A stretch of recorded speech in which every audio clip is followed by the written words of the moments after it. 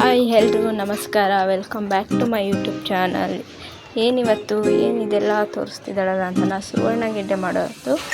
ಸುವರ್ಣಗೆಡ್ಡೆಲಿ ಕಬಾಬ್ ಮಾಡೋದು ಹೆಂಗೆ ಅಂತ ನೋಡ್ಕೊಬರೋಣ ಬನ್ನಿ. ಮೊದಲು ಒಂಚೂರು ಉಪ್ಪು, ಒಂಚೂರು ಹುಣಸೆಹಣ್ಣು ಹಾಕಿ, ಒಂಚೂರು ಉಪ್ಪು ಹಾಕಿ ಸುವರ್ಣಗೆಡ್ಡೆನ ಬೇಯಿಸ್ಕೋಬೇಕು. ಅದು ಬಾಯಿಗೆ ಮಂದ ಆಗಬಾರ್ದು, ಕಷ್ಟ ಬರಬಾರ್ದು ಅಂತ ಹಾಗೆ ಮಾಡೋದು. ಸೊ ಮೊದಲಿಗೆ ನಾವು ಚಿಕನ್ ಕಬಾಬ್ ಪೌಡರ್, ಅದಕ್ಕೆ ಕಾರ್ನ್ಫ್ಲೋರ್ ಹಿಟ್ಟು, ಅಕ್ಕಿ ಹಿಟ್ಟು ಹಾಕೋಬೋದು. ಅಕ್ಕಿ ಹಿಟ್ಟು ಹಾಕಿಲ್ಲ, ನಾನು ಕಾರ್ನ್ಫ್ಲೋರ್ ಹಿಟ್ಟು ಹಾಕ್ಕೊಂಡಿದ್ದೀನಿ. ಅಕ್ಕಿ ಹಿಟ್ಟು ಹಾಕೋಬೋದು. ಮತ್ತು ಚಿಲ್ಲಿ ಪೌಡರ್, ಖಾರಕ್ಕೆ ಎಷ್ಟು ಬೇಕಷ್ಟು ಚಿಲ್ಲಿ ಪೌಡರ್ ಹಾಕ್ಕೊಳ್ಳೋದು. ಮತ್ತು ಶುಂಠಿ ಬೆಳ್ಳುಳ್ಳಿ ಪೇಸ್ಟ್ ಹಾಕ್ಕೊತಿದ್ದೀನಿ. ಒಂದು ಸ್ವಲ್ಪ ಲೆಮೆನ್ನು.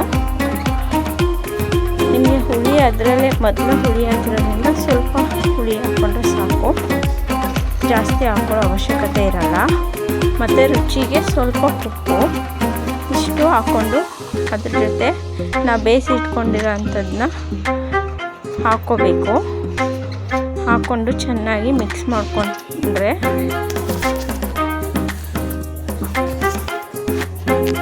ಅದು ಪೂರ್ತಿ ಜಾಸ್ತಿ ಬೇಯಿಸಿರಬಾರ್ದು, ಮತ್ತು ಫುಲ್ಲು ಗಟ್ಟಿ ಇರೋ ಥರನೂ ಬೇಯಿಸಬಾರ್ದು. ಒಂದು ಮೀಡಿಯಮಾಗಿ ಬೇಯಿಸ್ಕೋಬೇಕು. ಫುಲ್ ಬೆಂದೋದ್ರೆ ತುಂಬ ಸಾಫ್ಟಾಗಿ ಅನಿಸುತ್ತೆ, ಮತ್ತು ಕಮ್ಮಿ ಬೆಂದರೆ ಇದಾಗ ಕ್ರಿಸ್ಪಿನೆಸ್ ಬರೋಲ್ಲ, ಒಂಥರ ಗಟ್ಟಿ ಥರನೇ ಇರುತ್ತೆ.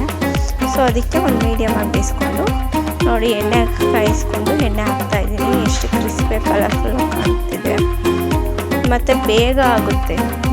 ಎಷ್ಟು ಕ್ವಿಕ್ಕಾಗಿ ಆಗುತ್ತೆ ಅಂದರೆ ಒಂದು 5 ನಿಮಿಷದ ಕಬಾಬ್ ಆಗೋಗ್ಬಿಡುತ್ತೆ. ಅಷ್ಟು ಬೇಗ ಬೇಯುತ್ತೆ, ತುಂಬ ಟೇಸ್ಟಿಯಾಗಿರುತ್ತೆ, ಕ್ರಿಸ್ಪಿಯಾಗಿರುತ್ತೆ.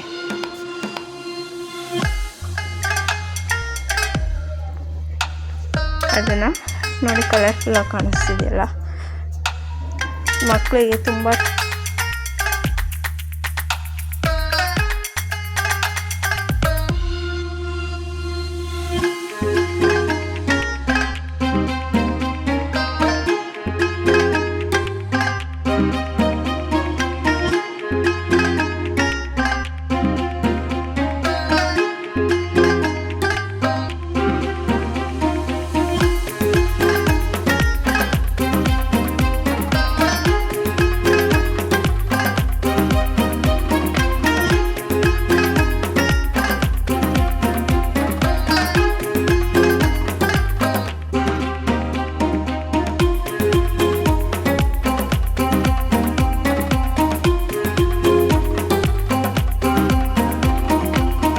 ಮಕ್ಕಳಿಗೆ ತುಂಬ ಹೆಲ್ತಿ ಪ್ರೋಟೀನ್ ಆಗಿರುತ್ತೆ.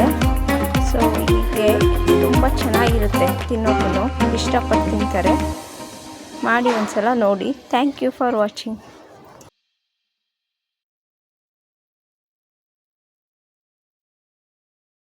ಮತ್ತೆ ಸಿಗೋಣ ನೆಕ್ಸ್ಟ್ ವಿಡಿಯೋದಲ್ಲಿ.